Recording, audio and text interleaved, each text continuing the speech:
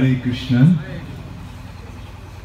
ओम अज्ञानतिमिरान्धस्य ज्ञानाञ्जनशलाकया चक्षुरुन्मीलितं येन तस्मै श्रीगुरवे नमः। श्रीचैतन्यमनोभीष्टं स्थापितं येन भूतले स्वयं रूपकदा मह्यं ददाति स्वपदान्तिकम्। वन्देऽहं श्रीगुरो श्रीयुतपदकमलं श्रीगुरुन् वैष्णवांश्च श्रीरूपं साग्रजातं सहगना रघुनाथान्वितं तं सजीवं साद्वैतं सावधूतं परिजनसहितं कृष्णचैतन्यदेवं श्रीराधाकृष्णपदान् सहगना ललिता श्रीविशाखान्वितंश्च। हे कृष्ण करुणा सिंधु दीनबन्धु जगत्पते गोपेश गोपिकान्त राधाकान्त नमस्तुते। तप्तकाञ्चन गौराङ्गी राधे वृन्दावनेश्वरी वृषभानुसुते देवी प्रणमामि हरिप्रिये। वञ्चाकल्पतरुभ्यश्च कृपासिन्धुभ्यैव च पतितानां पावनेभ्यो वैष्णवेभ्यो नमो नमः। श्रीकृष्ण चैतन्य प्रभु नित्यानंद श्री अद्वैत गदाधर शिवासादि गौर भक्तवृंद। हरे कृष्णा कृष्णा कृष्णा हरे हरे, हरे राम राम राम हरे। हरे कृष्ण। तो सकाल बेला क्लासटा বৈষ্ণব সদাচারের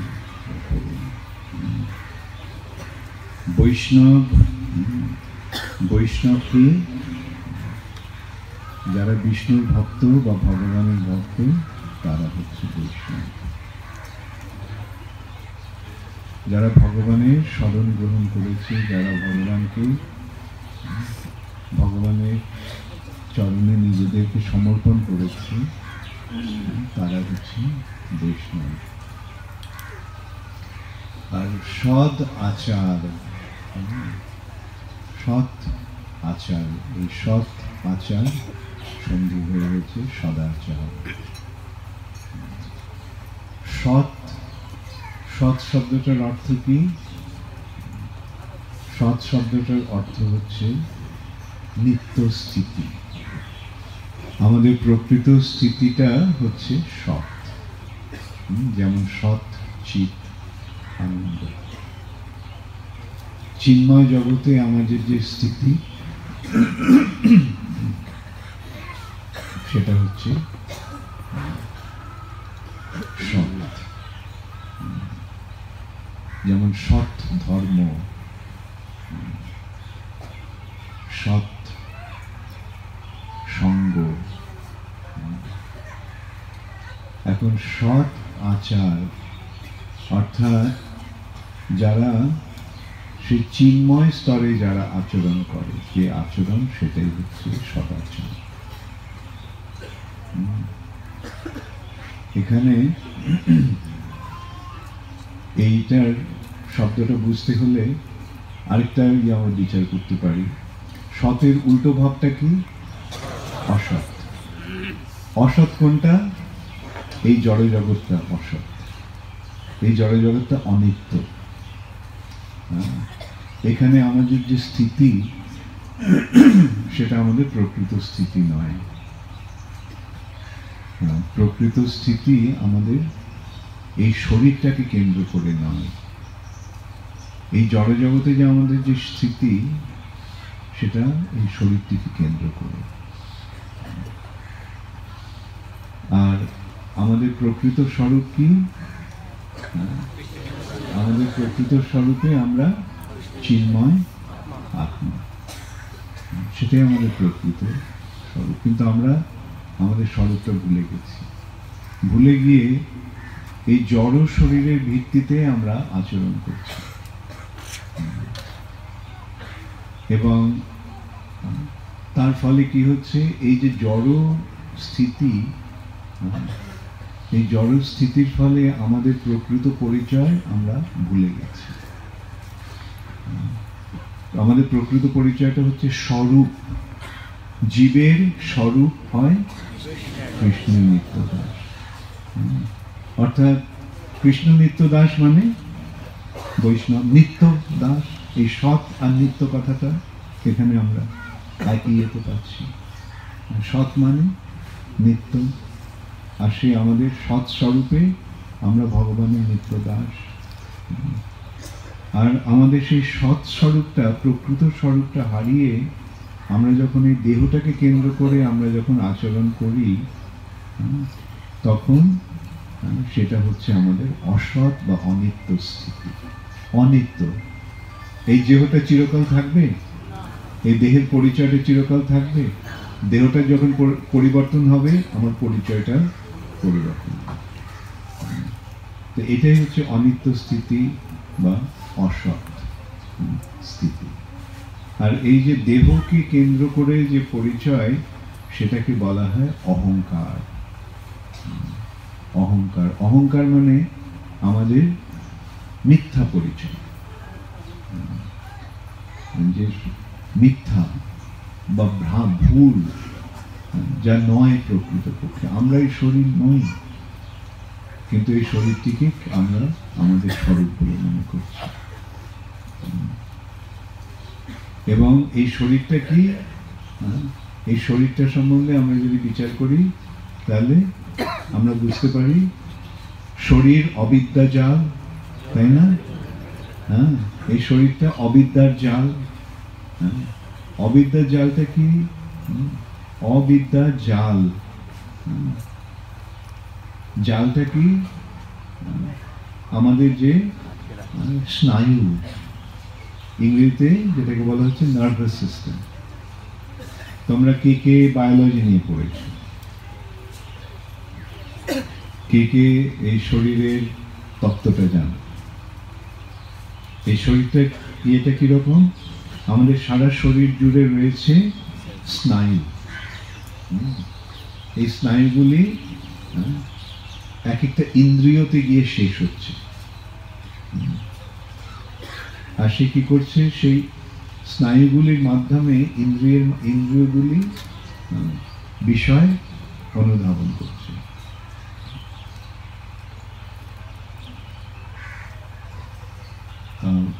স্নায়ুগুলি বিষয় গ্রহণ করছেন। ধায়তে বিষয়ান পুংস। চেতনাগুলি কিভাবে প্রবাহিত হচ্ছে? চেতনাটা আসছে কোত্থেকে? চেতনাটা আসছে আত্মা থেকে। আর এই চেতনাটা কি হচ্ছে? এই চেতনাটা আমাদের স্নায়ুগুলির মাধ্যমে ইন্দ্রিয়ের, সমস্ত স্নায়ুগুলি একটা না একটা ইন্দ্রিয়তে শেষ হচ্ছে।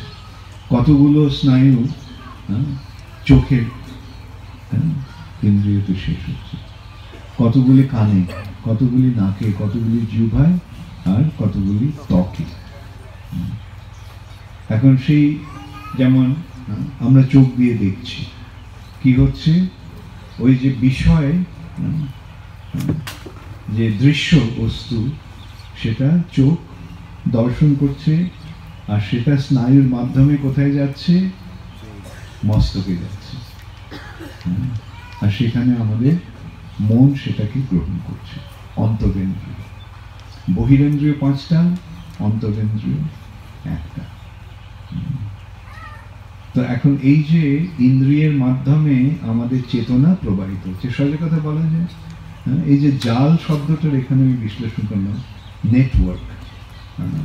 এটা ইংরেজিতে এভাবে বলা যেতে পারে, নেটওয়ার্ক অফ নার্ভাস সিস্টেম।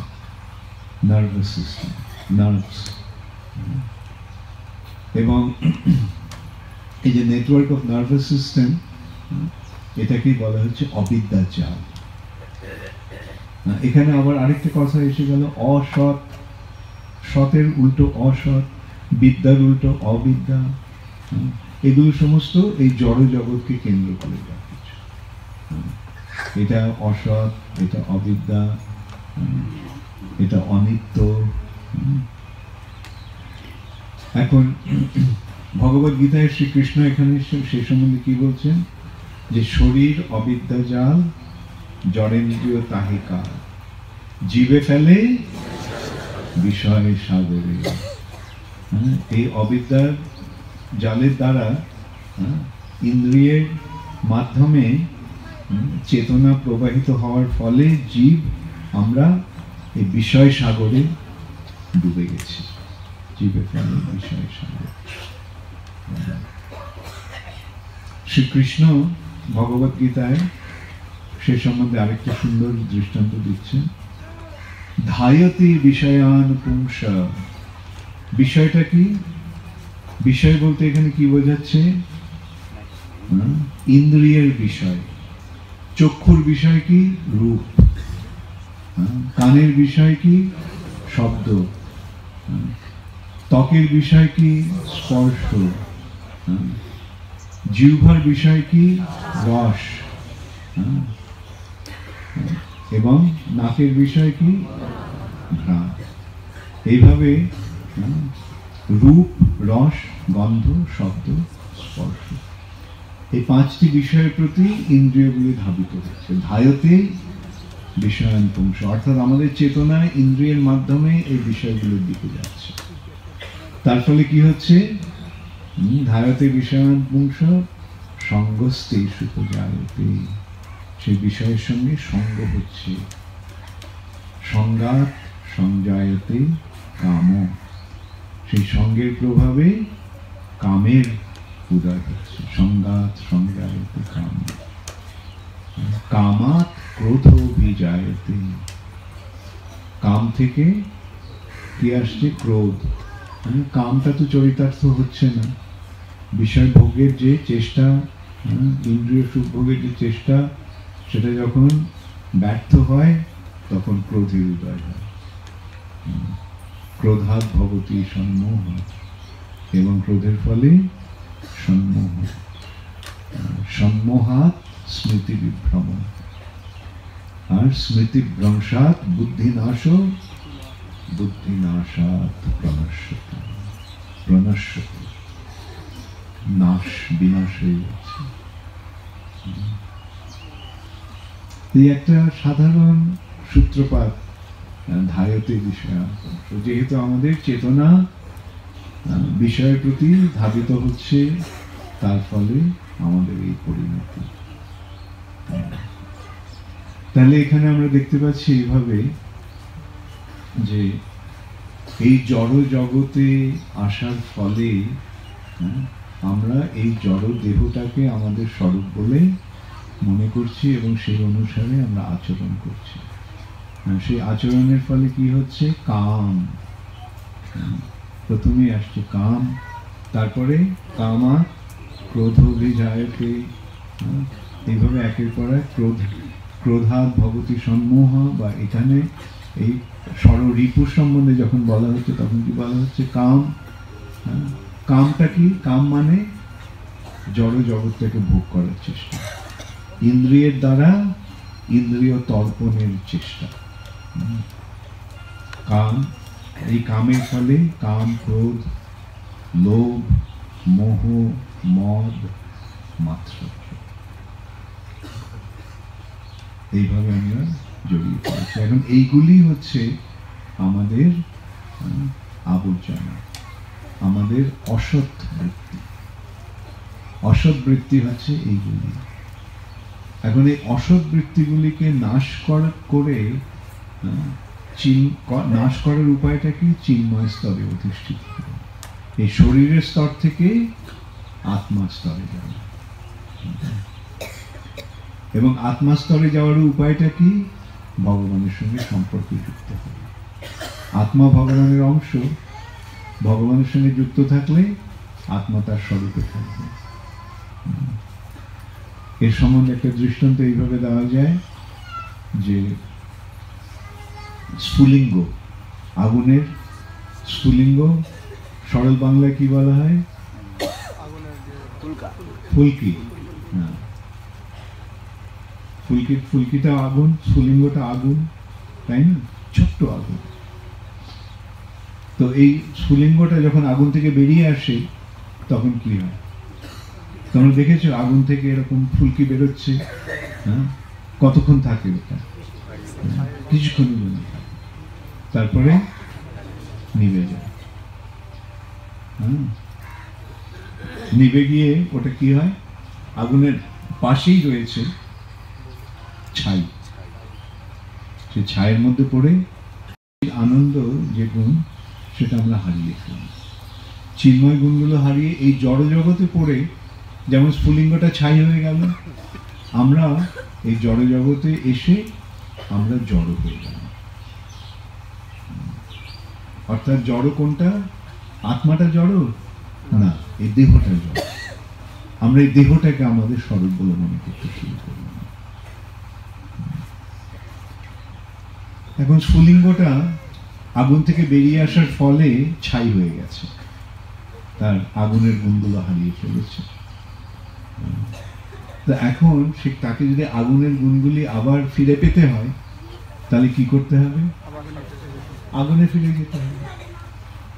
সেই কণিকাটা যদি আগুনের মধ্যে ফিরে যায়, তাহলে সেটা আবার আগুন হয়ে যাবে, আগুনের গুণগুলো লাভ করবে। ঠিক তেমনি আমরা যদি কৃষ্ণের সঙ্গে আবার যুক্ত হয়ে যাই, তাহলে আমাদের চিন্ময় গুণগুলো আমরা ফিরে পাবো, আমাদের স্বরূপে অধিষ্ঠিত হবে। স্বরূপ মানে জীবের স্বরূপ হয় কৃষ্ণের নিত্য দাস। শ্রীকৃষ্ণের সঙ্গে যুক্ত হওয়ার ফলে আমরা আমাদের স্বরূপ প্রাপ্ত হতে পারি। এই দৃষ্টান্তটা বোঝা গেল? হ্যাঁ, আগুন, স্ফুলিঙ্গ আর ছাই। এখানে আগুনকে ভগবান, স্ফুলিঙ্গকে আমরা জীবের, আর ছাইকে এই জড়জগৎ। এরকম আরেকটা দৃষ্টান্ত, এরকমই আরেকটা দৃষ্টান্ত আছে সূর্য এবং সূর্যের কিরণ। সূর্যের কিরণ কণটা সূর্যেরই মতো গুণ সম্পন্ন,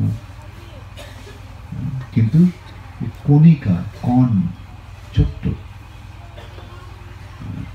এখন সেই ক্ষুদ্র হওয়ার ফলে তার যে এই যে চিন্ময় গুণগুলি, সেগুলি সে হারিয়ে ফেলে যখন কৃষ্ণ থেকে জীব বিচ্ছিন্ন হয়ে যায়। এখন আমাদের স্বরূপে অধিষ্ঠিত হলে বা স্বরূপে অধিষ্ঠিত হতে পারলে আমরা চিন্ময় গুণগুলো ফিরে পাই, এবং সেইগুলি হচ্ছে সদ্গুণ। চিন্ময় গুণগুলি হচ্ছে সদ্গুণ। আর দেহকে কেন্দ্র করে যে জড়জাগতিক যে গুণগুলি, সেগুলি হচ্ছে অসৎ বৃত্তি, অসৎ বৃত্তি। এখন সদাচার বলতে কি বোঝাচ্ছে? সদাচার বলতে এখানে আমরা আগে একটা কথা পেয়েছি, বৈষ্ণব। বৈষ্ণবের যে আচার সেটাই সদাচার। বৈষ্ণবকে যে ভগবানের সঙ্গে যুক্ত হয়েছে, যে ভগবানের সঙ্গে যুক্ত হয়েছে সে তার স্বরূপে স্থিত হয়েছে, অতএব তার যে আচরণ সেইটাই হচ্ছে সদাচার। শুদ্ধ জীবের আচরণটাই হচ্ছে বৈষ্ণব সদাচার। এখন এখানে আবার দুটি স্তর আছে। একটা হচ্ছে অনুশীলনের স্তর বা সাধনের স্তর, আর একটা হচ্ছে সিদ্ধ স্তর। অনুশীলন বা প্র্যাকটিসিং স্টেজ আর পারফেক্টেড স্টেজ। অনুশীলনের যে স্তরটা, আমরা কি হয়েছে, আমরা আমাদের চিৎস্বরূপ আমরা হারিয়ে ফেলেছি। এখন চিৎস্বরূপে ফিরে যেতে হলে, তুমি মনে করো ওই যে কিরণ কণটা, অগ্নির যে স্ফুলিঙ্গ ফুলকি, ওর নিজের একটা ইচ্ছে রয়েছে, নিজের কার্য করার ক্ষমতা রয়েছে। সে ঠিক করলো আমি আগুন হব। সে তখন কি করলো, আস্তে আস্তে আস্তে আস্তে আগুনের দিকে যেতে থাকলো।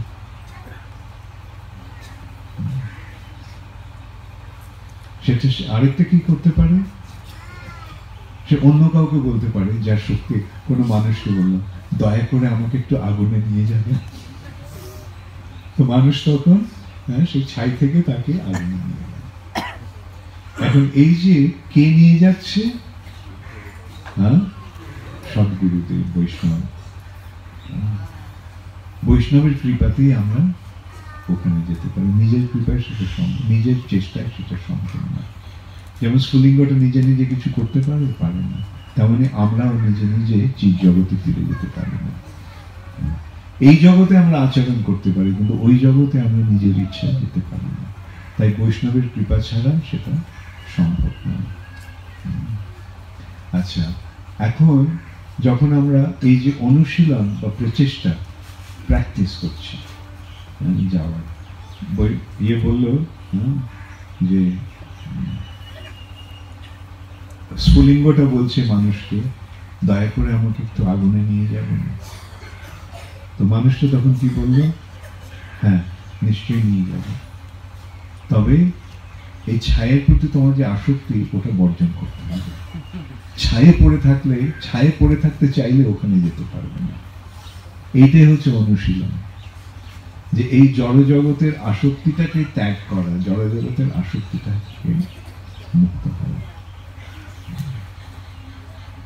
সেটাই হচ্ছে অনুশীলন। আমাদের যে আমরা কি অনুশীলন করছি, আমরা অনুশীলন করছি কৃষ্ণ নাম জপ করার। এই জপ করার ফলে কি হচ্ছে, কৃষ্ণের প্রতি আসক্তি হচ্ছে। এই জপের প্রভাবে কৃষ্ণের প্রতি আমাদের অনুরাগ। এবং এছাড়া আমরা কি করছি, 4টি নিয়ম পালন করছি। এই 4টি নিয়ম পালনের মাধ্যমে আমরা কি করছি, এই জড় আসক্তি থেকে মুক্ত করছি। আমি সাহার, আসব পান, অবৈধ স্ত্রী সঙ্গ এবং দ্রুত ক্রীড়া, এগুলি হচ্ছে জড় জগতের আসক্তির পরিণতি। এখন এই আসক্তি, এই আসক্তিগুলো থেকে মুক্ত হয়ে চেষ্টা, এটা আরেকটা চেষ্টা। আর তারপরে সাধুর সঙ্গ করা। সাধু সঙ্গটা কিভাবে হচ্ছে, শ্রবণ কীর্তনের মাধ্যমে। সাধু সঙ্গর অর্থটা হচ্ছে শ্রবণ কীর্তন। সাধুর কাছে গেলে কি হয়, সাধুর কাছে গেলে ভগবানের কথা শোনা যায়। এখন এইভাবে সাধু সঙ্গের প্রভাবে, সাধু শ্রীমুখ নিঃসৃত বাণী শ্রবণের মাধ্যমে, সাধুর লেখা গ্রন্থাবলী পাঠ করার মাধ্যমে, যেমন প্রভুপাদের গ্রন্থাবলী পাঠ, এটাও শ্রবণ। বই পড়াটা একরকমের শ্রবণ। আমরা যখন বই পড়ি আমরা কানে শুনি, অন্তরেন্দ্রিয় দিয়ে এটা আমরা শুনি। তো এই যে প্রচেষ্টা, এই প্রচেষ্টাগুলির মাধ্যমে আমরা কি হচ্ছে, আমরা এই জড় জগতের থেকে মুক্ত হয়ে ওই জগতে যাওয়ার চেষ্টা করছি। তাই সাধু কি বলছেন, আমি তোমাকে নিয়ে যাব, তবে তোমাকে এটা করতে হবে। তুমি যদি বলো না না আমি এই জড় জগতের থেকে জড় জগতে ভোগ করতে চাই, তাহলে সদ্গুরু কি বলবেন, তাহলে থাকো, এখানে থাকো, এখানে যে তোমার থাকার ইচ্ছে। কৃষ্ণ তো তোমার জন্যই জগৎ সৃষ্টি করেছে, করো, ভালো করে ভোগ করো। কি ভোগ করবে, দণ্ড ভোগ করবে। ভোগ মানে দণ্ড ভোগ। তো অতএব এই জড়জগতের বন্ধন থেকে যখন আমরা মুক্ত হই, বা এইভাবে অনুশীলন করার ফলে, সাধনের ফলে কি হয়, সিদ্ধি। সাধন আর সিদ্ধি, সিদ্ধি লাভের যে চেষ্টা সেটাই হচ্ছে সাধন। আর সিদ্ধি সেটা যখন পূর্ণ হয়ে যায়, তখন সেটাকে বলা হচ্ছে সিদ্ধি। অথবা অনুশীলনের ফলে স্বরূপে অধিষ্ঠিত করা। এখন এই যে স্বরূপে যখন আমরা অধিষ্ঠিত হই, তখন সমস্ত অসৎ গুণগুলি, জড়জাগতিক যে গুণ, কাম, ক্রোধ, লোভ, মোহ, মদ, মাৎসর্য, এগুলি থেকে মুক্ত হয়ে আমরা চিন্ময় স্তরে অধিষ্ঠিত হতে পারি। তখন কি সেই সম্বন্ধে কি বলা হচ্ছে, যশাস্তি ভক্তির ভগবত তকিঞ্চনা সর্বই গুণস্তত্র সমাসতে সুরা। সমাসতেই সুরা, অর্থাৎ দিব্য গুণগুলি। সুরা হচ্ছে দেবতা, এখন দেবতাদের গুণগুলি মানে দিব্য গুণগুলি, এই গুণগুলি দেবতাদের স্তর অতিক্রম করে। যদি এখানে সুরার সাথে সমাসতে সুরা বলা হয়েছে, কিন্তু প্রকৃতপক্ষে এটা বৈষ্ণবোচিত গুণ, দেবতাদের গুণ নয়। সমস্ত বৈষ্ণব গুণগুলি তখন তার মধ্যে প্রকাশিত হয়। যশাস্তি ভক্তির ভগবত অকিঞ্চনা, ভগবানের প্রতি যখন কেউ ঐকান্তিক ভাবে ভক্তি পরায়ণ হয়, তখন সমস্ত দিব্য গুণগুলি তাদের মধ্যে প্রকাশিত হয়। আলাদাভাবে সেগুলিকে আর আহরণ করতে হয়। তবে এই অনুশীলনের স্তরে আমাদের নিজেদের চেষ্টার মাধ্যমে সেগুলি করতে হবে। তো এখন এই যে চেষ্টাটা কিসের জন্য চেষ্টা হবে? পবিত্র হওয়ার চেষ্টা, নির্মল হওয়ার চেষ্টা। কোন কি নির্মল হবে, কি পবিত্র হবে? আত্মা পবিত্র হবে, হৃদয়টা পবিত্র হবে, হৃদয়টা নির্মল হবে। হৃদয় নির্মল হলো তাই, নির্মল ভেলো তাই। এবং শ্রীমদ্ ভাগবতের সে সম্বন্ধে কি বলা হচ্ছে? নির্মৎসরানাম সতা। নির্মৎসর মানে মাৎসর্য শূন্য। এখন মাৎসর্যহীন বা মাৎসর্য শূন্য হওয়াটার অর্থটা মানে তাতে কি বোঝানো হচ্ছে? শুরু হচ্ছে কোথায়? কাম, ক্রোধ, লোভ, মোহ, মদ, মাৎসর্য। তাহলে যদি মাৎসর্য থেকে চলে যায়, তার মানে বাকি সব চলে গেছে। মাৎসর্য বিহীন হওয়ার মানে কাম, ক্রোধ, লোভ, মোহ, মদ সব বিনষ্ট হয়ে গেছে। এখন এই যে মাৎসর্যহীন হওয়াটা, সেটাই হচ্ছে আমাদের চিন্ময় স্বরূপে প্রতিষ্ঠিত হয়। এই আর চরমে তাহলে যেটা আমি আগে বললাম, আমাদের প্রকৃত সমস্যাটা কোথায়? প্রকৃত সমস্যাটা হচ্ছে অহংকার। অহংকারটা কি? এই শরীরটাকে আমার স্বরূপ বলে মনে করা। এবং শরীরটাকে স্বরূপ বলে মনে করলে কি হবে? আমরা তো সকলে আনন্দ চাই, তাহলে এই শরীরের মাধ্যমে, ইন্দ্রিয়ের মাধ্যমে আমরা আনন্দ পেতে চাই। এবং তারই ফলে সেই যে ইন্দ্রিয়ের মাধ্যমে আনন্দ উপভোগের যে চেষ্টা, সেটাই হচ্ছে কাম। আর সেখান থেকে শুরু হলো কাম, ক্রোধ, লোভ, মোহ, মদ।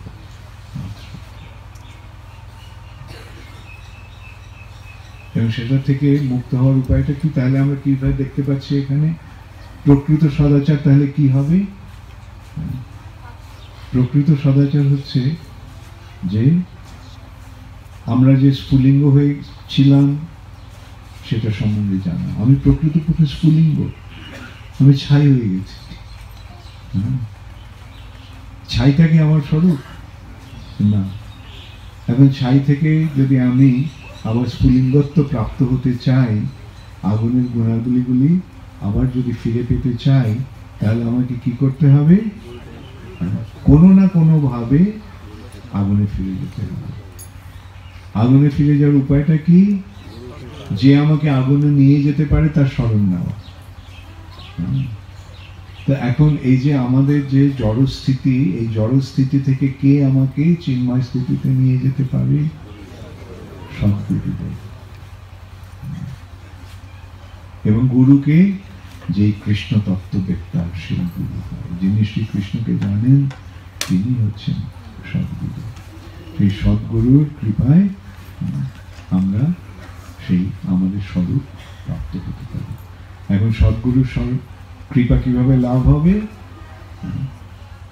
এই জড় জগতের আসক্তিগুলো বর্জন করে চিৎ জগতে স্থিত হওয়ার চেষ্টা করতে হবে। এইটি হচ্ছে প্রক্রিয়া। এখন বৈষ্ণব সদাচারের মূল বিষয়টা আমি এখানে বললাম। এখানে তারপরে আছে যে অনুশীলনের স্তরে বৈষ্ণবেরা যেভাবে আচরণ করে সেভাবে আচরণ করে। বৈষ্ণব কিভাবে আচরণ করে? ভগবানকে কেন্দ্র করে আচরণ করে। আমরা দুইভাবে আচরণ করতে পারি। এই শরীরটাকে কেন্দ্র করে আচরণ করতে পারি, অথবা ভগবানকে কেন্দ্র করে আচরণ করতে পারি। ভগবানকে কেন্দ্র করে যদি আচরণ করা হয়, তাহলে আমরা আমাদের প্রকৃত স্বরূপে প্রতিষ্ঠিত হতে পারি। এখন এইটাই হচ্ছে বৈষ্ণব, প্রকৃতপক্ষে এইটাই হচ্ছে বৈষ্ণব সদাচার।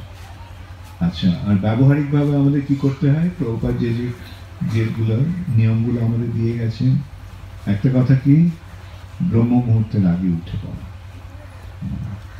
কি ঘুমোলে,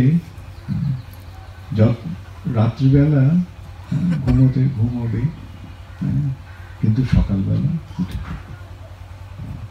আর ভোরবেলা ওঠার উপায়টা কি? ভোরবেলা ওঠার উপায়টা হচ্ছে তাড়াতাড়ি শুয়ে পড়া।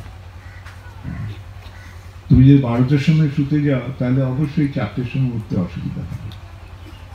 কিন্তু তুমি যদি 9টার সময় শুয়ে পড়ো, তাহলে তুমি 3টের আগে উঠে পড়তে পারবে। এইটাই হচ্ছে প্রথম সূত্র। সকালে উঠে কি করবে? সকালে উঠে প্রাতঃকৃত্য করে ভগবানের অর্চনা, ভগবানের পূজা, মঙ্গল আরতি এবং ভগবানের নাম জপ। তারপরে ভাগবত পাঠ, তারপরে ভগবানের প্রসাদ সেবা। এটা আমাদের মর্নিং প্রোগ্রাম। এটা ঠিক মতো আমরা করব। সকালবেলা সকাল উঠে, আর সকাল উঠতে হলে তার সন্ধ্যা মানে রাত আগে তাড়াতাড়ি ঘুমোতে যাবে। তোমরা কে 9টা নাগাদ বা 9:30 আগে শুতে যাও? কয়েকটা হাত উঠে 9:30 আগে শুয়ে পড়ো। কে 10টার আগে শুতে পারো না? কে 10টার পরে ঘুমোতে যাও? 10টার পরে রাত্রে। কে 10টার পরে ঘুমোতে যাও? তুমি 10টার পরে ঘুমোতে যাও? হ্যাঁ, কেন? কি করো? পড়াশোনা করো? তোমরা তো অনেকেই দেখছি 10টার পরে। তো 10টার পরে ঘুমোতে গেলে তুমি কটার সময় ঘুমোতে যাও? 10টায়? তো চেষ্টা করো 9:30 আগে শুতে। তাহলে এই যে তুমি যে বললে পড়াশোনা করো তুমি রাত্রিবেলা পড়ার থেকে সকাল উঠে পড়লে কিন্তু আরো ভালো মনে থাকবে। অতএব 9:30টার সময় 9:30 আগে শুতে গিয়ে যদি তোমরা 3:30-এর মধ্যে উঠে পড়তে পারো, তখন দেখবে মনটাও অনেক শান্ত থাকে, চেতনাটা অনেক স্নিগ্ধ থাকে। তারপরে ভগবানের নাম জপ, 16 মালা জপ। এইগুলি আমাদের সদাচারের প্রথম নিয়ম। আমি বলব 16 মালা জপ, 4টি নিয়ম পালন। 4টি নিয়ম পালন করতে হবে। 4টি নিয়ম পালনের ফলে আমরা ধর্মের পথে অধিষ্ঠিত থাকব। আচ্ছা, তারপরে আসছে ওম অপবিত্র পবিত্র বা। অপবিত্রকে পবিত্র হতে হবে। অপবিত্র আমাদের যে নোংরা অবস্থা, অপবিত্র মানে নোংরা অবস্থা, এই নোংরা অবস্থা থেকে মুক্ত হওয়ার উপায়টা কি? পরিষ্কার পরিচ্ছন্ন থাকা। এবং পরিষ্কার পরিচ্ছন্ন থাকারও আবার দুটো দিক আছে। একটা হচ্ছে বাহ্যিক পরিষ্কার পরিচ্ছন্ন, আর একটা হচ্ছে আভ্যন্তরীণ পরিষ্কার পরিচ্ছন্ন। বাহ্যিক পরিষ্কার পরিচ্ছন্নটা কি? নিয়মিত স্নান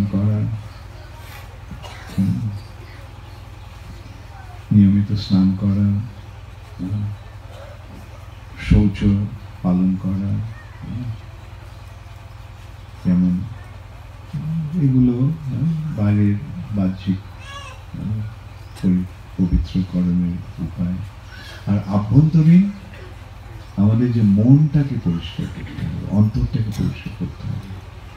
আমাদের সেই অন্তরটাকে পরিষ্কার করার উপায় হচ্ছে এই সমস্ত অসৎ গুণগুলি, কাম, ক্রোধ, লোভ, মোহ, মদ, মাৎসর্য থেকে মুক্ত করা। চেষ্টা করতে হবে। চেষ্টা না করলে সফল হওয়া যাবে জানি না। আমাদের ঐকান্তিকভাবে চেষ্টা করতে হবে।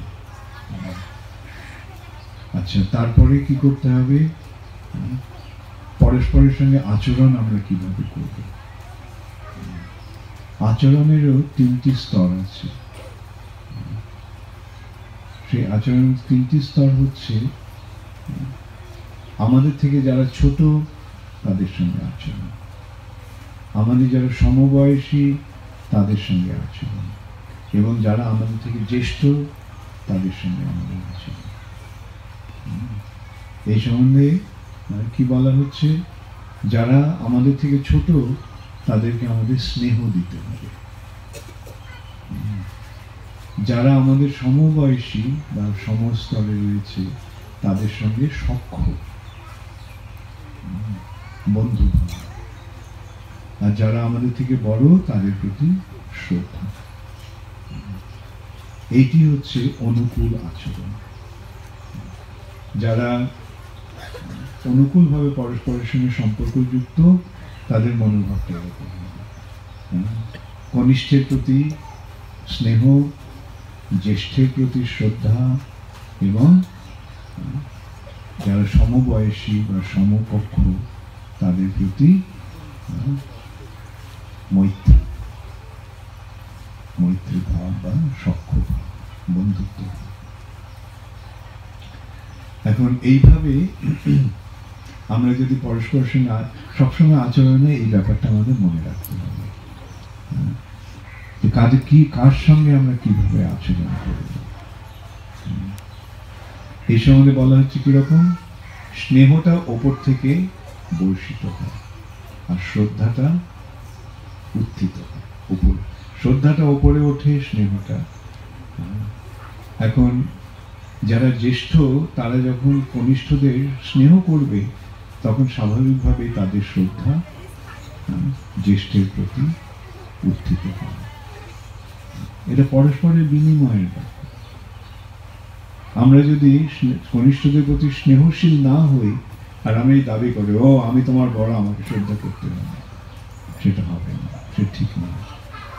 মানুষের সঙ্গে মানুষের যে আচরণ, জীবের সঙ্গে জীবের যে আচরণ, সেটা ভাবের বিনিময়ের মাধ্যমে। জোর করে কখনো কাউকে দিয়ে কিছু করানো যায় না। সেটা করতে গেলে ক্ষণস্থায়ী হবে, সেটা চিরস্থায়ী হবে না। আমরা যে জ্যেষ্ঠ, সে শ্রদ্ধা আকাঙ্ক্ষা করবে, সে চাইবে যারা আমার কনিষ্ঠ তাদেরকে আমি স্নেহদান করি, আর তখন কনিষ্ঠের শ্রদ্ধা আপনা থেকে সেটা দেখা করবে। এখন এইভাবে যদি আমরা পরস্পরের সঙ্গে আচরণ করি তাহলে কি হবে? সেই পরিবেশটা কিরকম হবে সেটা আমরা সহজেই অনুমান করতে পারব। সেরকম এইভাবে যখন আচরণ হয় তখন পরিবেশটা কিরকম হয়? তখন পরিবেশটা আনন্দময় হয়ে ওঠে, সুন্দর হয়ে ওঠে।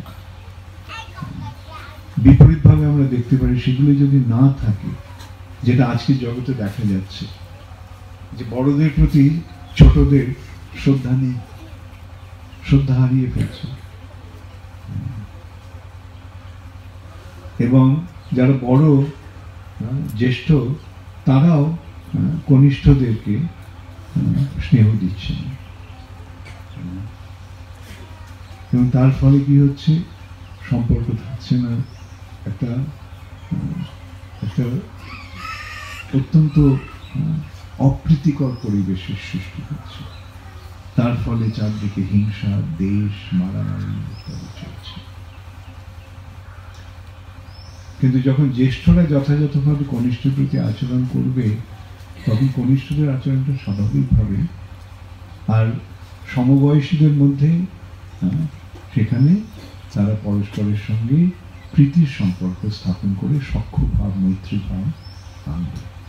কিন্তু সেটা না করে তাদের মধ্যে যদি পরস্পরের দ্বন্দ্ব শুরু হয়, কে কাকে দাবিয়ে বড় হতে পারে তার চেষ্টা, এই জড়জগতে বড় হওয়ার চেষ্টাতে কিরকম? অন্যদেরকে দাবিয়ে, অন্যদেরকে ছোট করে নিজে বড় করার চেষ্টা। কিন্তু বৈষ্ণবের আচরণটা কিরকম? অমানি মানব, নিজের জন্য কোনো সম্মানের প্রত্যাশা না করে অন্য সকলকে সম্মান দেওয়া, সম্পূর্ণ বিপরীত মনোবৃত্তি, তাই না? অন্যদেরকে দাবিয়ে আমি বড় হব, আমি বড় হতে চাই না, আমি ছোট হব। সেটাই হচ্ছে তৃণাদপি শুনেছে, কত ছোট হবে, একটা তৃণের থেকেও ছোট হতে, তৃণাদপি।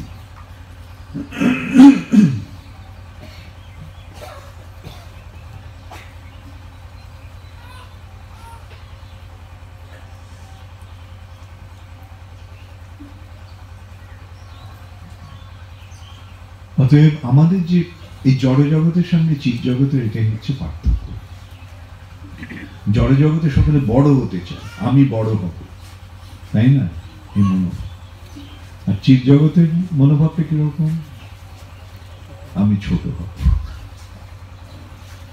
এখন আমি যদি বড় হতে চাই তাহলে হিংসা, বিদ্বেষ ইত্যাদি প্রকাশ হবে। কিন্তু আমি যদি ছোট হতে চাই,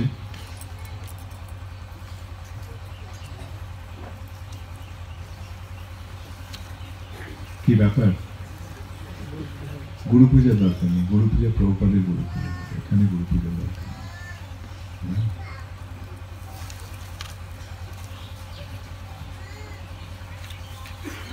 কিন্তু আমি যদি ছোট হতে চাই তাহলে কেউ আমার সঙ্গে আমার প্রতি বিরূপ হবে? বলেন, সকলেই তখন আমার প্রতি অনুকূল ভাবাপন্ন।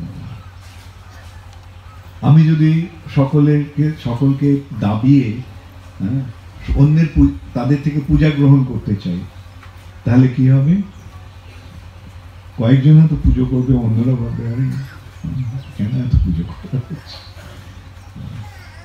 কিন্তু আমি যদি ছোট হতে চাই তাহলে কেউ কি, মানে আমি যদি অন্যের সেবা গ্রহণ করতে চাই তখন কেউ হয়তো কেউ করতে রাজি হবে, কেউ করতে রাজি হবে না, একটা বিরূপ পরিস্থিতির সৃষ্টি হবে।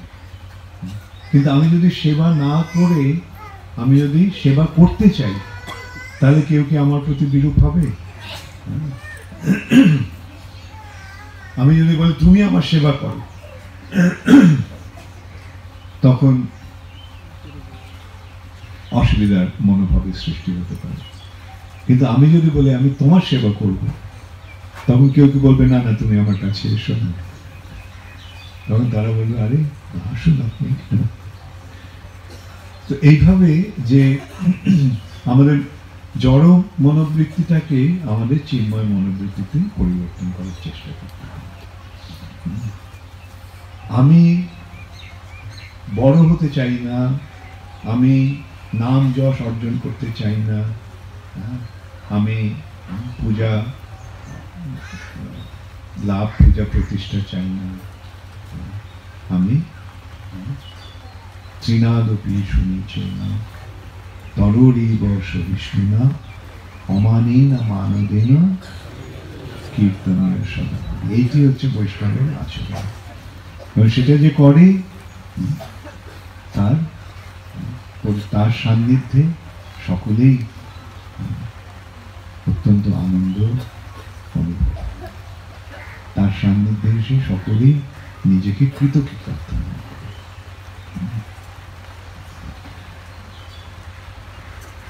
অতএব আমি সংক্ষেপে বৈষ্ণব সদাচারের সারমর্ম হচ্ছে এটাকে কেন্দ্র করে এই মনোভাব নিয়ে তোমরা পরস্পরের সঙ্গে আচরণ। আর আরেকটা কথা আমি কালকেও এটা বলেছিলাম, এটা খুব গুরুত্বপূর্ণ একটা বিষয়, যেটা সবসময় মনে রেখো, যে আমাদের একটা মস্ত বড় দায়িত্ব রয়েছে ইসকনের ভক্ত হিসেবে।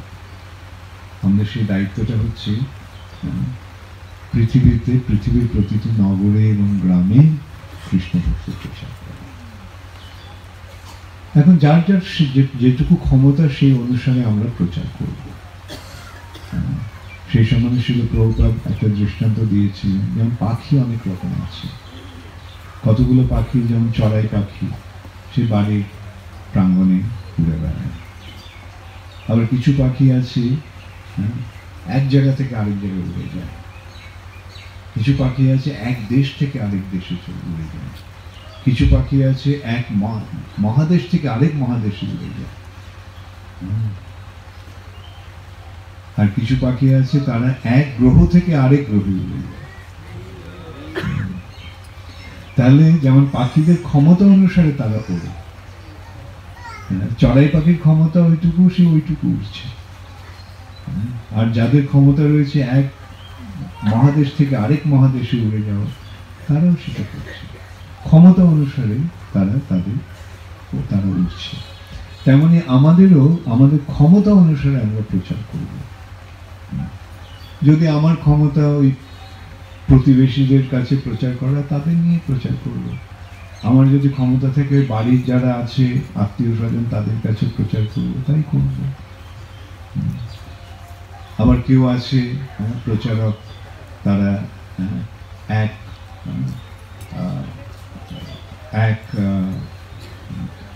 ইয়ে থেকে এক ডিস্ট্রিক্ট, এক জেলা থেকে আরেক জেলায় গিয়ে প্রচার করছে। আবার কেউ আছে তারা এক দেশ থেকে আরেক দেশে গিয়ে প্রচার করছে, এক মহাদেশ থেকে আরেক মহাদেশে প্রচার করছে। এরকম ভাবে আমাদের ক্ষমতা অনুসারে আমরা প্রচার করব। কিন্তু সকলেই যদি আমরা প্রচার করি, তাহলেই সেটা হবে প্রতিটি নগরে এবং গ্রামে কৃষ্ণ ভক্তি প্রচার করা। এমন নয় যে আমরা ভাববো যে আমি তো, আমার প্রচার অত ক্ষমতা নেই, আমি প্রচার করতে পারি না। যারা বড় বড় প্রচারক, যেমন চারুচন্দ্র প্রভু, জগৎগুরু প্রভু, মহারাজ, ওদের মতো আমরা প্রচার করি, ওদের মতো প্রচার করার ক্ষমতা নেই, সুতরাং আমি প্রচার করব না। যতটুকু ক্ষমতা আছে সেই অনুসারে প্রচার করো। কি বলছেন? যারে দেখো তারে কহ কৃষ্ণ উপদেশ। যারে দেখো, এইভাবে সকলেই যদি আমরা প্রচার করতে থাকি, তাহলে আমাদের এই কার্যটা সফল। তো এই যে একটা মস্ত বড় দায়িত্ব আমাদের রয়েছে, এই প্রচার করা কৃষ্ণ ভক্তি, কেননা সারা পৃথিবী জুড়ে প্রচার করতে হবে, প্রতিটি নগরে এবং গ্রামে। এবং সেই সূত্রে আমাদের সকলকে ঐক্যবদ্ধ হয়ে প্রচার করতে হবে।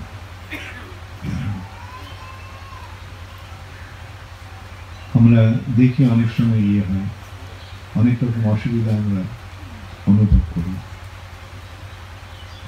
যে যেমন ধরো ইসকন প্রচার করে ভক্ত বানাচ্ছে, আর কিছু লোক আছে তারা ওই ভক্তদেরকে নিয়ে গিয়ে দীক্ষা দিয়ে দিচ্ছে। এখন এই যে এর ফলে কি হচ্ছে, মহাপ্রভুর যে সংকীর্তন যোগ্য, সেটা ব্যাহত হচ্ছে। তোমরা সকলে এসো, আমরা মিলেমিশে প্রচার করি। এখন ওদের অনেক সময় বলি, ওদের হচ্ছে, আমাদের বক্তব্য হচ্ছে মিলেমিশে করা মানে শিল প্রভুপাদের আশ্রয় থেকে তোমরা প্রচার করো। প্রভুপাদ একটা বিরাট কাজ করে গেছে, যেটা পূর্বে কেউ কখনো করেনি। এখন এই কাজটিতে সাহায্য করো, এই কাজটাকে বাধা দেওয়ার চেষ্টা করো। এই সূত্রে আমি একটা দৃষ্টান্ত দিই, যে রাজা দেশে নেই, আর শত্রুরা এসে রাজার রাজ্য অধিকার করে বসেছে। আর রাজার যে বিশ্বস্ত সেনাপতি, সে এই শত্রুদের কাছ থেকে রাজ্যটাকে উদ্ধার করার জন্য সৈন্যদল গঠন করছে। তো যারা রাজার অনুগামী তারা কি করবে? তারা সেই সেনাপতির সৈন্যদলে যোগদান করবে, তাই না কি? আর করে সেই শত্রুর হাত থেকে রাজ্যটাকে উদ্ধার করবে। কিন্তু সেই সেনাপতির সঙ্গে যোগদান না করে সেনাপতির যে সৈন্যগুলোকে তৈরি করছে, তাদেরকে চুরি করে এনে সে যদি নিজের সৈন্যদল তৈরি করতে চায়, তাহলে কি রাজার কাজটা সফল হবে না। এই সূত্রে আমি বলবো যে রাজা হচ্ছে কৃষ্ণ, আর শত্রুকে যে রাজ্যটাকে অধিকার করে বসেছে সে হচ্ছে কলি। আর এই কলির কবল থেকে এই রাজ্যটাকে উদ্ধার করার জন্য সেনাপতি রূপে কে এসেছেন? শিল প্রভুপাদ। তাহলে আমরা যদি সত্যি সত্যি শ্রী চৈতন্য মহাপ্রভুর অনুগামী হয়ে এই জগৎটাকে কলির প্রভাব থেকে মুক্ত করে কৃষ্ণ ভক্তিতে পরিণত করতে চাই, তাহলে আমাদের কি করতে হবে? শিল প্রভুপাদের দলে যোগ দিতে হবে। তা না করে আমরা যদি মনে করি ওটা ওদের দল, আমার আরেকটা দল, চলো ওদের দলে যেগুলো আছে ওদেরকে কিছু ফুসলিয়ে নিয়ে আসি আমাদের দলে। এটা আমি একটা বড় ভাবে বললাম, ছোট ভাবে ইয়ে হতে পারে, আমাদের সংস্থার মধ্যেও এটা হতে পারে যে অন্যের সঙ্গে সংযুক্ত না হয়ে, ঐক্যবদ্ধভাবে না করে আমার নিজের দলটাকে ইয়ে করার জন্য আমি যদি সচেষ্ট হই, ঐক্যবদ্ধ না হয়ে, তাহলে আমাদের প্রচেষ্টাটা ব্যাহত হবে। আমাদের উদ্দেশ্য হচ্ছে প্রভুপাদের ইয়েতে সকলে ঐক্যবদ্ধ হয়ে ইয়ে করা। যেমন একটা বিভিন্ন দল থাকবে, তাতে কোনো ইয়ে নেই। যেমন আমরা যদি একটা সৈন্যবাহিনী দেখি, সৈন্যবাহিনীতে কিরকম আছে? সেনাপতি, তারপরে আমি জানি বাংলাদেশের সৈন্য বিভাগটা কিরকম, ফিল্ড মার্শাল, প্রধান সেনাপতি। আচ্ছা, দেশটাকে 4টে ভাগ আছে, যেমন eastern command, western command, Northern command, southern command. তাদের নেতা আছে, সেই কমান্ডের নেতা। তাদের আন্ডারে আবার আরো ছোট আরেকটা দল আছে। এখন সেই সকলেই এই বিভাগগুলি কিভাবে করা হচ্ছে? বিভাগগুলি করা হচ্ছে সুন্দরভাবে নিয়ন্ত্রণ করার জন্য। বিভাগগুলির মধ্যে দেশ বিদ্বেষ থাকা উচিত না। যেমন ইস্টার্ন কমান্ডের সঙ্গে সাউদার্ন কমান্ডের যদি সংঘর্ষ হয়, তাহলে কি হবে? তারা কি এক সৈন্যবাহিনীর হয়ে কাজ করছে? না। সেই জন্য ইসকনে আমাদের দেখতে হবে, ইসকনের ভাগটা কিরকম আছে। শিল প্রভুপাদ সবার উপরে আছে, তার উপরে তারপর নিচে বিভিন্ন জোন আছে। সেই জোনের বিভিন্ন জোনাল সেক্রেটারি বা জিডিসি আছে। তারপরে মন্দির আছে, সেই মন্দিরের বিভিন্ন অধ্যক্ষ রয়েছে, মন্দিরের ভক্ত রয়েছে, তারপরে তার সাব গ্রুপ রয়েছে। এরকমভাবে এখন সকলে মিলে ও যৌথভাবে মিলিত হয়ে ওই একটা উদ্দেশ্য সাধনের জন্য আমাদের কাজ করতে হবে। আমাদের মূল উদ্দেশ্যটা যেন আমরা স্থিরভাবে রেখে এগিয়ে যেতে পারি, সেই চেষ্টা করতে হবে। এবং সবসময় চেষ্টা করতে হবে যে আমরা নিজেদের মধ্যে যেন কোনো সংঘর্ষ না আসে, এক মন্দিরের সঙ্গে আরেক মন্দিরের যেন সংঘর্ষ না হয়। তো আমার মন্দিরটা বড়, তোমার মন্দিরটা থেকে আমার মন্দিরটা আরো গুরুত্বপূর্ণ, আরো বড়, এই ইয়েটা ঠিক নয়। বরং মনোভাবটা হবে যে তোমার মন্দির, আমার মন্দির, আমরা দুজনে একই সঙ্গে রয়েছে, একই উদ্দেশ্য সাধনের জন্য আমরা সংগ্রাম করছি, এসো আমরা মিলেমিশে কাজ করি। এখন সেটা এখানে আবার আমরা বৈষ্ণব সদাচারে চলে যাচ্ছি, যে সেটা যদি না হয়, সেটা না হয়ে আমি যদি আমার মন্দিরটাকে বড় করে প্রতিষ্ঠা করতে চাই, তাহলে এখানে এর পেছনে কি রয়েছে? এর পেছনে রয়েছে অহংকার। আমি বড়, অথবা আমার মন্দিরটা বড় করতে হবে। না, এরকম ভাবে এই মনোভাবটা যেন আমরা কখনো পোষণ করি। অথবা আমার বিভাগটা বড়, তোমার বিভাগ থেকে, অথবা আমার জোনটা তোমার জোন থেকে বড় হবে। এইভাবে এই বড় হওয়ার চেষ্টা না করে সঙ্গবদ্ধভাবে আমরা এই যে আমাদের যে একটা মস্ত বড় উদ্দেশ্য রয়েছে, সেই উদ্দেশ্যটাকে সাধন করার চেষ্টা করি। সকলে মনে থাকবে? ঠিক তো? আর যদি ঝগড়া করার সম্ভাবনা আসে তখন কি বুঝতে হবে? কালকে আমি বলেছিলাম কলির আক্রমণ এসছে। তখন আমাদের একটা সুযোগ রয়েছে, বা উই হ্যাভ ওয়ান অপশন। সেই অপশনটা কি? আমি কলির চালা হব না মহাপ্রভুর সংকীর্তনে থাকব। যারা ঝগড়া করবে তারা কলির কবলিত হচ্ছে, সেটা সবসময় মনে রাখবে। কলিহত কলির দ্বারা প্রভাবিত হচ্ছে। তো কলির দ্বারা প্রভাবিত হবে না মহাপ্রভুর সংকীর্তন যজ্ঞে থাকবে। হরে কৃষ্ণ। আমি জানি তোমরা থাকবে সকলে। অতএব সকলে মিলেমিশে ভগবানের সেবা করো, তাহলে দেখবে ভগবান কত প্রসন্ন হবেন এবং কিভাবে ভগবান যে আমাদের পুরস্কৃত করবেন সেটা আমরা কল্পনা করতে পারি। হরে কৃষ্ণ। গৌর প্রেমানন্দে। কারো কোনো প্রশ্ন আছে?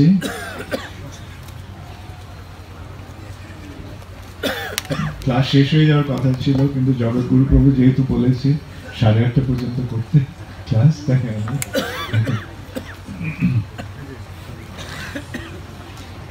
গোপাল গোবিন্দ দাস,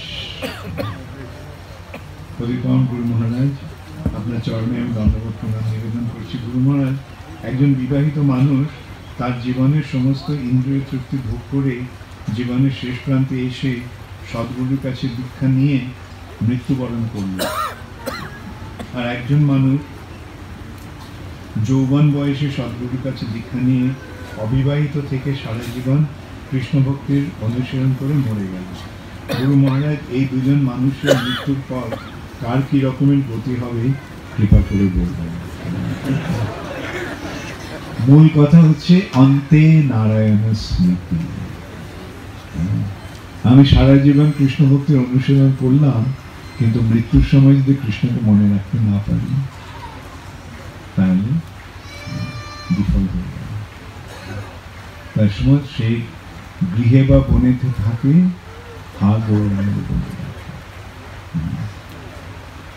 আর বৃদ্ধ বয়সী হোক, যৌবন বয়সী হোক, অন্তে নারায়ণ স্মৃতি।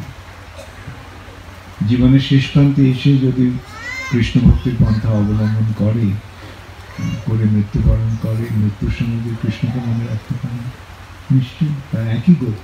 সকলের গতি তো আমাদের একটাই, গতি একটাই। সেটা কি গতি? হয় ওখানে ফিরে যাওয়া, আর এখানে থাকলে কৃষ্ণ ভক্তি প্রচার করা। কোনো পার্থক্য আছে? ওখানে গিয়ে আমরা কি করব? ওখানে গিয়েও তো ভগবানের সেবা করব। তাহলে এখানে ভগবানের সেবা, ওখানে ভগবানের সেবা, কোনো পার্থক্য আছে? প্রমথেশ দাস, শ্রদ্ধেয় শ্রী গুরু মহারাজ, দণ্ডবত প্রণাম গ্রহণ করবেন। আমার প্রশ্ন, বৈষ্ণব সদাচার বিষয়ে তাত্ত্বিকভাবে জানলেও ব্যবহারিক জীবনে তা প্রয়োগ করতে পারি না, এই বিষয়ে কিছু বলবেন? অনেক সময় সেবা করতে গেলে সিনিয়র ভক্ত বা জুনিয়র ভক্তের চরণে অপরাধ হয়ে যায়। বিশেষ করে আমার প্রচুর ক্রোধ উৎপন্ন হয়। আমার কি করণীয়? কৃপা করে পথ দেখাবে। ক্রোধটা আসে কোত্থেকে? কাম থেকে। তাহলে কামটা মানে কি? এই জড় জগৎটাকে ভোগ করার চেষ্টা। অতএব জড় জগৎ ভোগ করার চেষ্টা থেকে ত্যাগ করতে হবে। ভোগের চেষ্টা ত্যাগ করে সেবার ব্রত গ্রহণ করতে হবে। ভোগ আর সেবা দুটো সম্পূর্ণ বিপরীত। আমরা ভোগ করব না, আমরা সেবা করব। কৃষ্ণ ভোগ করব, আর কৃষ্ণের ভোগের পরেই আমরা কৃষ্ণের প্রসাদটা সেবা করব। সবই সেবা। আর যদি মনে করো ক্রোধ হয়, তাহলে একটা কাজ করার চেষ্টা করো। যখন ক্রোধ হলে যেটা বলতে চাও, ক্রোধটা যে প্রকাশ করতে চাও, সেটা হাসি মুখে প্রকাশ করো। তাহলে যার প্রতি ক্রোধ হচ্ছে সেই কিন্তু সেটাকে মেনে নেবে, সে তার বিরুদ্ধে। ঠিক আছে? হরে কৃষ্ণ। গুরু মহারাজ, আপনার শ্রীচরণ আমার দণ্ডবত প্রণাম। আপনি কেমন আছেন গুরু মহারাজ? শ্রীমদ্ ভাগবত তৃতীয় স্কন্ধ, প্রথম ভাগ, পঞ্চম অধ্যায়, 7 শ্লোক এর প্রভুপাদকৃত তাৎপর্য রয়েছে। তাই সভ্য মানুষকে অবশ্যই দ্বিজ হতে হবে, তাহলে যে পশুর সমতুল্য না কি ভাই? তাই সভ্য মানুষকে অবশ্যই দ্বিজ হতে হবে, তা না হলে সে পশুর সমতুল্য। যদি কৃপা করে বলেন এখানে দ্বিজ বলতে কি বোঝানো হয়েছে? কার প্রশ্ন এটা? দুলাল গোপাল দাস। দুলাল গোপাল, আচ্ছা। দ্বিজ মানে যার দুবার জন্ম হয়েছে, যার দুবার জন্ম হয়েছে। প্রথম জন্মটা কার? মা বাবার থেকেই শরীরের জন্ম। আর দ্বিতীয় জন্মটা কার? সদ্গুরুর কাছ থেকে দীক্ষা নেওয়ার মাধ্যমে চিৎ স্বরূপের জন্ম। বুঝতে পারলে? তো সভ্য মানুষকে সদ্গুরুর কাছ থেকে দীক্ষা নিয়ে কৃষ্ণ ভক্তির পথ অবলম্বন। এখানে নির্মল গোপ দাস, শ্রী গুরু মহারাজজি, আমি একজন মূঢ় ভক্ত, আপনার শ্রীচরণ কমলে আন্তরিক প্রণতি নিবেদন করে বৈষ্ণব সদাচার সম্পর্কে জানতে চাই যে মিথ্যা অহংকার থেকে মুক্ত হতে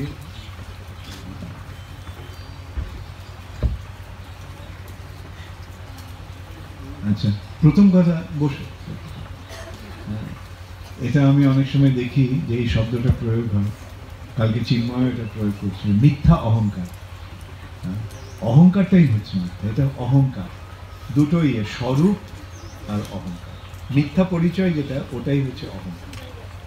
সুতরাং মিথ্যা অহংকারের অহংকারই অহংকার, অহংকারে মত্ত হইয়া,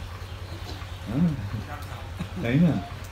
অহংকারে মত্ত হইয়া রাধা কৃষ্ণ নাম বুঝিয়া। তো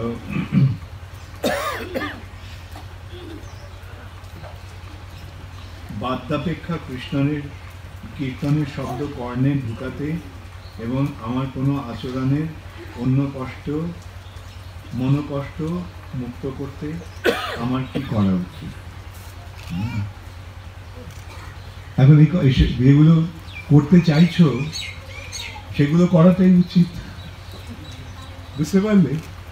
হ্যাঁ, কি হবে? অহংকার থেকে মুক্ত হতে হবে, তাই না? যখন কীর্তন হবে তখন সব বাদ্যযন্ত্র না শুনে হরিনামটা শ্রবণ করতে হবে, হ্যাঁ, এবং কারোর যাতে মনে কষ্ট না দেওয়া হয় সেই চেষ্টা করতে হবে। এখন কি করে করতে হবে সেটা তুমি বেচার করে দেখো, তোমাকে তো করতে হবে। অতএব আমি বলবো চেষ্টা করতে হবে, চেষ্টা করতে হবে।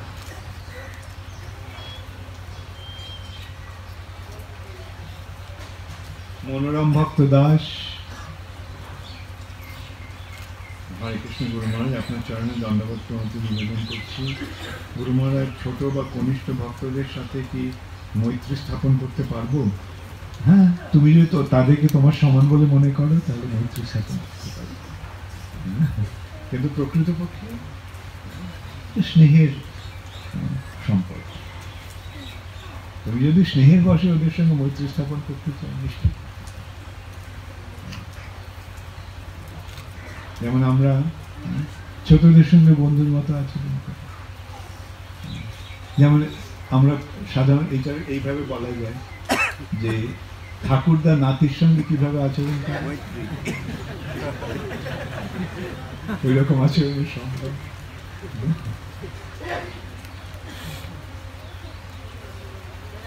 হরে কৃষ্ণ। গুরু মহারাজ, আপনার শ্রীপাদ পদ্মে ধন্যবাদ প্রণাম। গতকাল আপনি বলেছেন সম্মিলিত প্রচেষ্টার মাধ্যমে শ্রীল প্রভুপাদের আন্দোলনকে এগিয়ে নিয়ে যেতে। সিনিয়র কোনো ভক্ত যদি তার অপেক্ষা সিনিয়র ভক্তের দোষ কীর্তন করে এবং বিরূপ মনোভাব পোষণ করে, আর সিনিয়র ভক্তটি যদি আমার কাউন্সিলর হয়, এমত অবস্থায় আমার কি করা উচিত?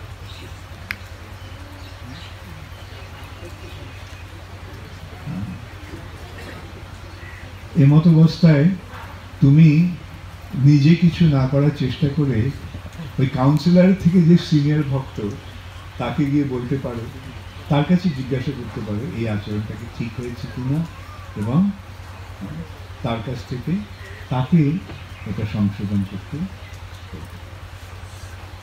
বুঝতে পারলে? তার প্রশ্ন ছিল এটা। ও আচ্ছা, যে সিনিয়র ভক্তদেরকে সমালোচনা করাটা বৈষ্ণব উচিত নয়।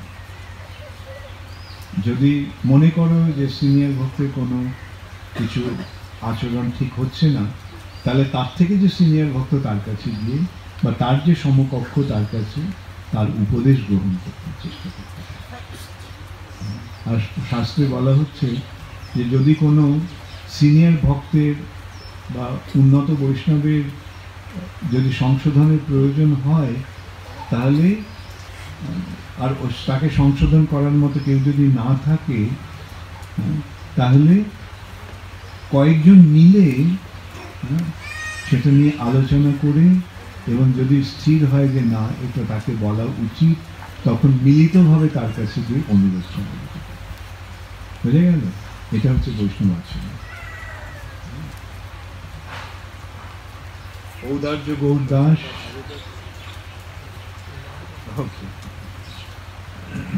গুরু মহারাজ, আপনার শ্রীচরণ ধন্যবাদ প্রণাম। আমার প্রশ্ন, কোনো ভক্ত কলির প্রভাবে মায়াগ্রস্ত হলে গুরুর কাছে যাওয়া উচিত তার সমস্যা নিরসনের জন্য, কিন্তু ইস্কনে সরাসরি শ্রী গুরুদেবের কাছে যাওয়া অত্যন্ত কঠিন হয়ে পড়ে। এ ব্যাপারে তখন কি করণীয়? কেবল যে গুরুদেবই সংশোধন করতে পারে তা নয়, যারা জ্যেষ্ঠ রয়েছে তাদেরও সংশোধন করার অধিকার রয়েছে। বুঝতে পারলে? যেমন কোনো মন্দিরের কোনো ভক্তর আচরণ যদি ঠিকমতো না হয়, তোমরা যে মনে করো তাহলে যে মন্দিরের প্রেসিডেন্ট যে তার কাছে গিয়ে তাকে অনুরোধ করা যেতে পারে তার সংশোধন করার জন্য। অথবা যে যেমন এখানে কাউন্সিল রয়েছে এবং বিভিন্ন সংগঠন রয়েছে, সেই সংগঠনের মাধ্যমে তাদেরকে সংশোধন করার চেষ্টা করা যায়। কেবল যে গুরুদেবের কাছেই যেতে হয় তা না। বুঝতে পারলে? কেন ইসকনের একটা রয়েছে, স্ট্রাকচার রয়েছে, সংগঠন রয়েছে। সেই সংগঠনটা কিন্তু গুরু কেন্দ্রিক নয়। শুধু প্রভুপাদের যে সংগঠন, সেটা কিরকম? প্রভুপাদ হচ্ছেন ফাউন্ডার আচার্য, তারপরে জিবিসি, তারপরে জিবিসি বডি, তারপরে জিবিসি মেম্বার্স, তারপরে টেম্পল প্রেসিডেন্ট। এখন এই স্ট্রাকচারের মাধ্যমেই করাটা উচিত। এবং যদি গুরুদেবের সাহায্যের প্রয়োজন হয়, তখন গুরুদেব সেই ইয়েটাকে সাহায্য করবেন। সেটাকে মনে রেখে যে আমাদের মনে করা উচিত নয় যে শিষ্যরা হচ্ছে গুরুদেবের সম্পত্তি। না, ইসকনের সকলেই ছিল প্রভুপাদের সম্পত্তি, এবং সকলেই সেই অনুসারে প্রভুপাদ যে সংগঠনটা দিয়ে গেছে সেই সংগঠনের অন্তর্বর্তী হয়ে সেটা করতে। বোঝা গেল? তুমি তো টেম্পল প্রেসিডেন্ট, তোমাকে দায়িত্ব দিচ্ছি।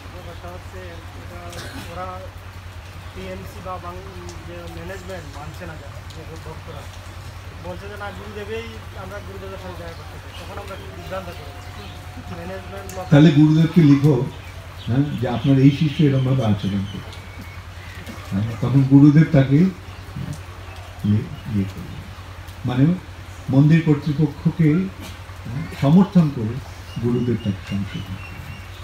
কি বলবেন? যে মন্দিরের কর্তৃপক্ষ যে কথাটা বলছে, ইসকনের কর্তৃপক্ষ যে কথাটা বলছে, সেটা তোমাকে মানতে হবে। তুমি যদি ইসকনে থাকতে চাও তাহলে ইসকনের সংগঠনটাকে মেনে চলতে হবে, তা না হলে অসুবিধা হবে, ইসকনের ঐক্য নষ্ট হবে। শিষ্যরা যদি মনে করে আমি মন্দিরের কর্তৃপক্ষকে মানবো না, আমি কেবল আমার গুরুদেবের কথা শুনবো, তাহলে কি তারা ইসকনের হয়ে কাজ করছে না ইসকনের বিরুদ্ধে কাজ করছে? হ্যাঁ,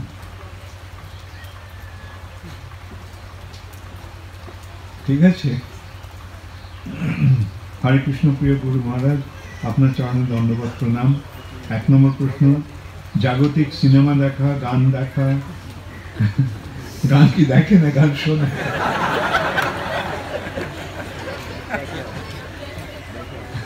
এগুলো কি অসৎ আচারের মধ্যে পড়ে? যদি পড়ে তাহলে কৃপা করে বুঝিয়ে বলবেন। এই প্রশ্নটা কার? গৌরচন্দ্র দাস।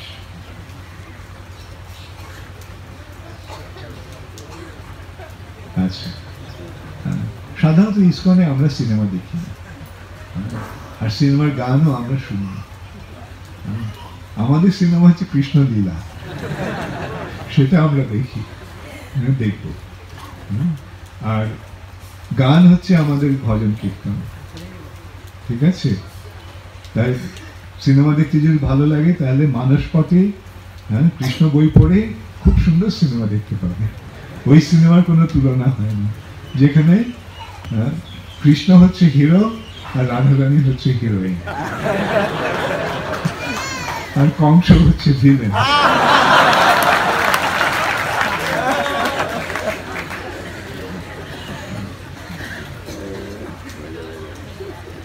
দ্বিতীয় প্রশ্নটা, স্বরূপ বলতে কি বোঝায়? জীবের স্বরূপ কি আর ভগবানের স্বরূপ কি? কৃপা করে বলবেন। স্বরূপ মানে প্রকৃত রূপ। হ্যাঁ, প্রকৃত রূপে জীব কি?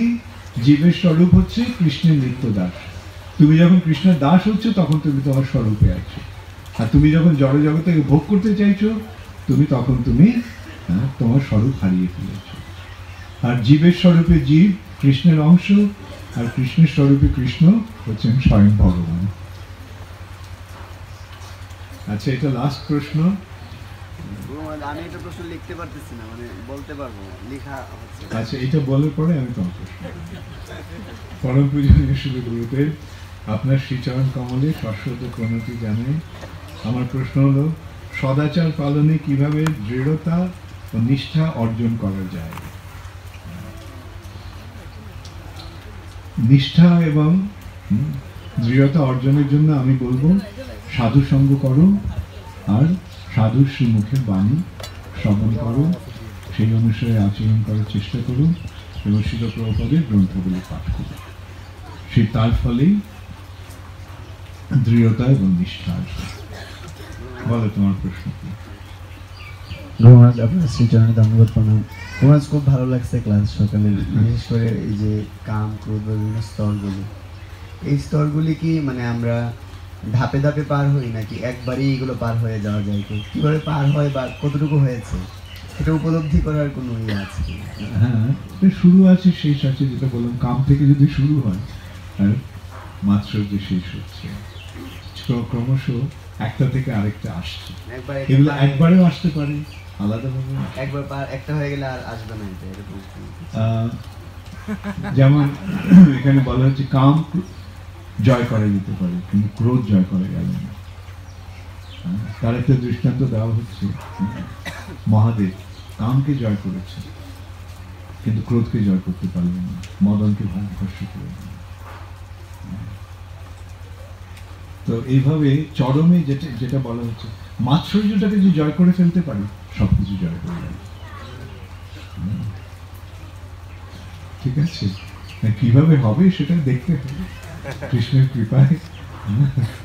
কৃষ্ণের কৃপাতেই সেটা সম্ভব হয়। তাই আমাদের প্রার্থনা কৃষ্ণ এই অসৎ গুণগুলি থেকে আমাকে মুক্তি করে দেবে, হৃদয়টাকে নির্মল করে দেবে। হরে কৃষ্ণ, গৌর প্রেমানন্দে।